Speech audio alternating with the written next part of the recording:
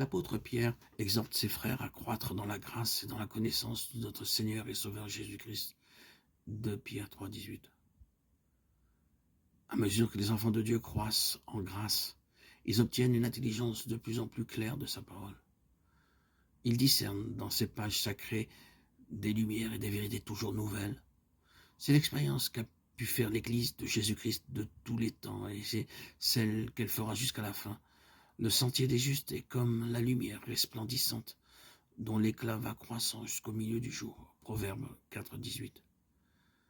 Par la foi, nous pouvons plonger nos regards dans l'avenir et compter sur le monde béni où, selon les promesses de Dieu, nous connaîtrons un développement constant de notre intelligence.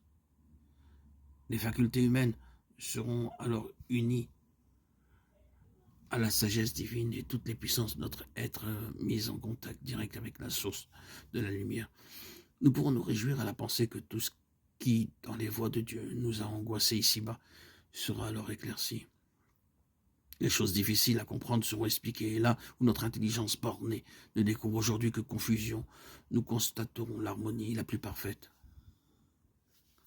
Jésus a dit, si quelqu'un veut faire la volonté de Dieu, il saura si ma doctrine est de Dieu ou si je parle de mon chef. Jean 7, 17. Au lieu de douter de ce que vous ne comprenez pas ou de discuter, suivez la lumière qui brille déjà sur votre sentier et vous recevrez davantage. Par la grâce de Jésus-Christ, acquittez-vous de tous les devoirs qui vous ont été clairement révélés et vous serez mis à même de comprendre et d'accomplir ceux qui sont actuellement pour vous un sujet de perplexité. Il y a une catégorie de preuves accessibles aux plus ignorants comme aux plus savants. Ce sont celles de l'expérience. Et Dieu nous invite à éprouver pour nous-mêmes la vérité de sa parole et la certitude de ses promesses. Il nous dit, psaume 34, 9, sentez, voyez combien l'Éternel est bon. Au lieu donc de s'en tenir au témoignage d'autrui, il faut l'éprouver soi-même. Dieu dit, demandez et vous recevrez. Jean 16, 24.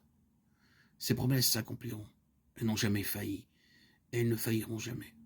Quand nous nous approcherons de Jésus et que nous réjouirons de la plénitude de son amour, nos doutes et les ténèbres qui nous environnent se dissiperont à la lumière de sa présence. L'apôtre Paul dit que Dieu nous a délivrés de la puissance des ténèbres et nous a transportés dans le royaume du Fils de son amour. Colossiens 1, 13. Quiconque est passé de la mort à la vie a certifié que Dieu est vrai. Jean 3, 33.